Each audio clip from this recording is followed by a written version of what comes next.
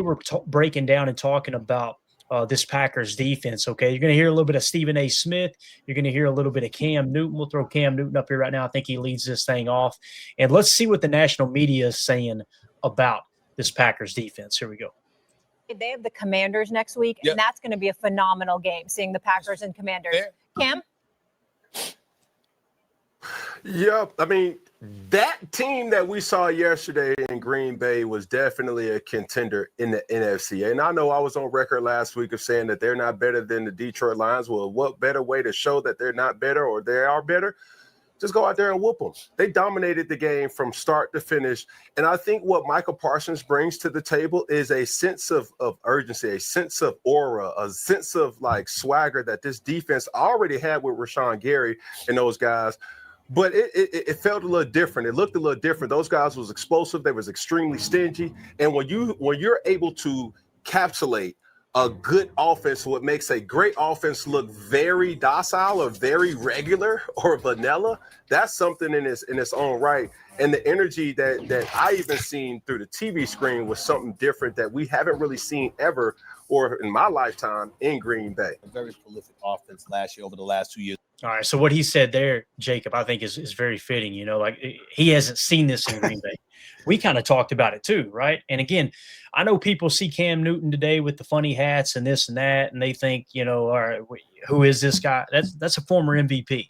Like that dude, he reached I don't want to say he reached the top of the mountain because he never won a Super Bowl. He made it to the Super Bowl, but he got right to the summit. He just, you know what I mean, just couldn't get over the top, if you will. So the fact that he's talking about that, and again, coming out and acknowledging he thought Detroit was going to take care of business, Jacob, and Green Bay came out to play, man. Yeah, I mean, like you said, Cam Newton's kind of a unique individual now, but let's not forget he was one of the best quarterbacks. He had one of those best stints, you know what I mean? Like it wasn't quite as long as like a Vic or anything, or I kind of think of him and Donovan McNabb similar, just being those really big bodied guys that could absolutely take over games. So he knows what he's talking about. I put a lot of stock in that. And honestly, the fact that I think that all of a sudden the Jordan Love MVP talk is starting to get talked about more on the national media scene. Like all of a sudden it's like, when one says it, they all start saying it kind of thing. And I was watching tons of clips trying to get some information for you guys today. And that seemed to be a very popular topic, was talking about Jordan Love and MVP in the same breath. So, yeah. J. Cole says Cam Newton was a bad MF. He was. And someone else said it right here, 2-0 for this, says Cam basically told Clay Matthews he was going to score. And by golly, he did. I'll never forget that. Dude. Go to the line and you can hear Clay in the microphone on the field said, "It's that wheel route. It's that wheel route." And Cam stopped what he was doing, his cadence. He looked at him and said, "Oh, you've been watching film, huh? Watch this. Oh, watch this." That was a touchdown to the wheel. Absolutely awesome. So sucked at the time, don't get me wrong. But yeah, he was a heck of a player. All right, let's see what Stephen A. Smith had to say about this. Because Peter and Cam know this. All right, Jared Goff yesterday, 3 for 7 with 1 touchdown, 1 interception in the red zone. Last season in the red zone, Jared Goff completed 66% of his passes, 23 touchdowns, and not a single interception. We've gone from that to seeing what we saw from Detroit yesterday. Nobody expected that kind of precipitous drop-off. 100%. Peter. So there you go. Obviously, everybody over at ESPN talking about, is this the end of the Lions' run? Boy, Jacob, isn't it funny, man?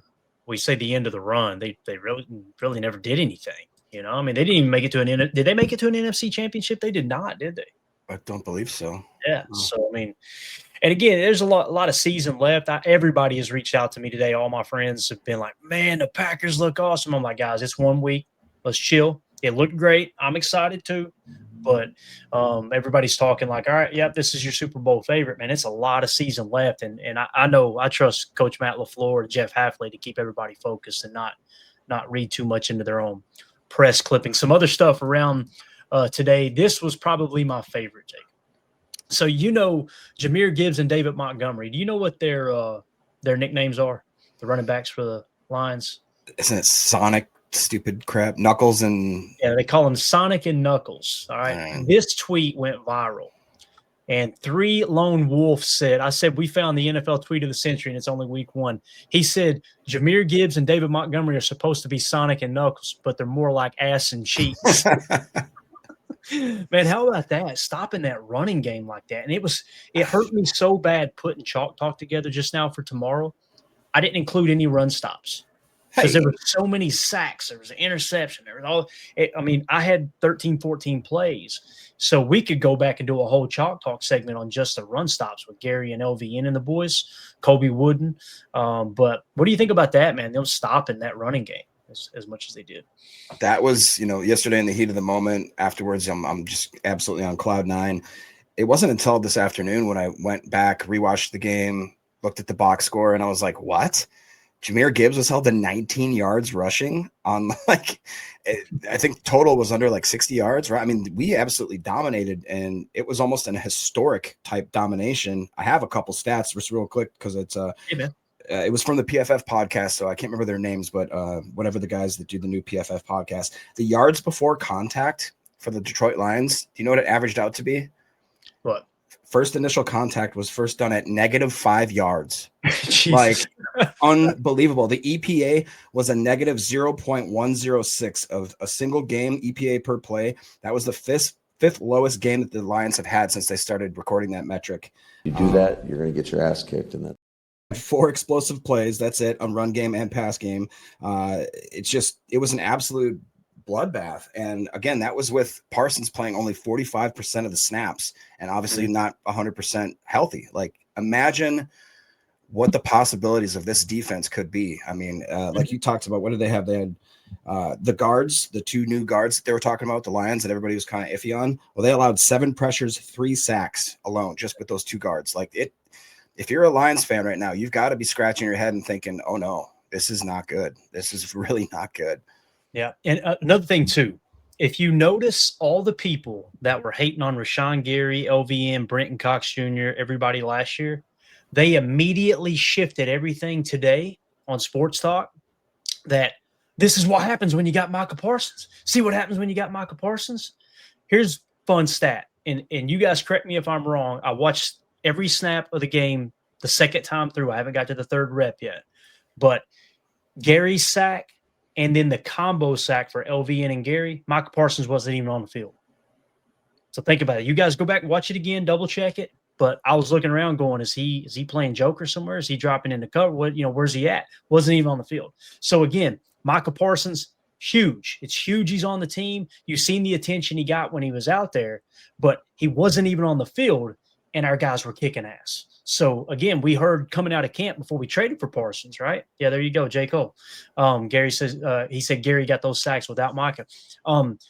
So remember coming out of training camp, Jacob, everybody was talking about LVN, right? So again, man, I think it's important to talk about how they played with Micah on the sideline. Now, with Micah going on the field, you've seen the double team, the block. I don't know if you've seen that picture of the block where they literally 2 offensive linemen had their hand underneath his chin. Oh, yeah. No flag, of course, right? No flag.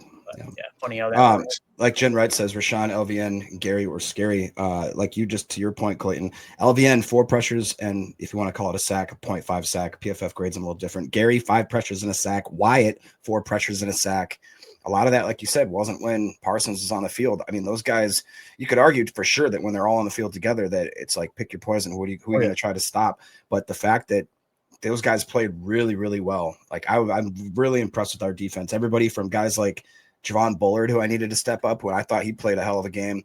Evan Williams, what more can you ask of that guy? I mean, he is flashing around to the point where I think we may have one of the best safety rooms in the whole NFL, if not the best. It's crazy. Yeah. Definitely. Let's take a second here, okay? And let's relive Micah Parsons' first sack as a Green Bay Packer. We're going to do a little bit different, though, Jacob. Let's hear it from Wayne Larrivee and Larry McCarron. Oh, hell yeah. You ready? Let's do it. Here we go. Get it on the screen for you boys and girls. This is unbelievable, man. I'm telling you, it sent chills up me. Here we go. Wayne Larrivee and Larry McCarron on the Green Bay Packers radio network with Micah Parsons' first sack. Raymond got a hand on it, but that was it. 2nd and 10, Detroit. Detroit 35. Goff takes the shotgun snap, rolls right out of the pocket, chased from behind by Parsons. Yes! And sack! Micah Parsons registers the sack back at the 31-yard line. And the Parsons project is underway in Green Bay. And Parsons just outworked Christian Mahogany, the left guard, ended up on him and just outworked him. Parsons has got that ingredient that all the great ones, the great pass rushers have, relentlessness. He never stops. Love it, man. That place went nuts, Jacob. They said that's the loudest. Everybody. This was Jason Wilde talking about. This was the players, the coaches.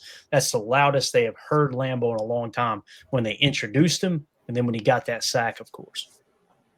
Yeah, I mean, that gave me goosebumps just now. That, like you said, I actually heard that from multiple people too, talking about how the roar that came over the crowd was unlike anything that they've ever seen, which obviously, if you know the history of and the greatness that we've had at Lambeau Field, that is saying something. Absolutely. Just how cool is it, man? In my wildest dreams last night, I didn't expect a game that was even near as perfect as what we watched. You know what I mean? Like, I had to keep telling myself that'll never happen. You got to be realistic. Parsons won't come in and actually get a sack. And Devontae Wyatt, LVN, Gary, those guys won't all get at least a sack or a half sack. Cooper won't be flying around. Quay Walker looked amazing.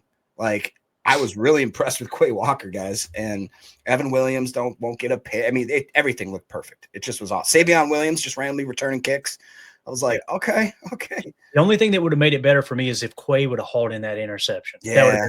I want it for him so bad, man, because he's so close to making big plays. He really is. William Herman, sorry.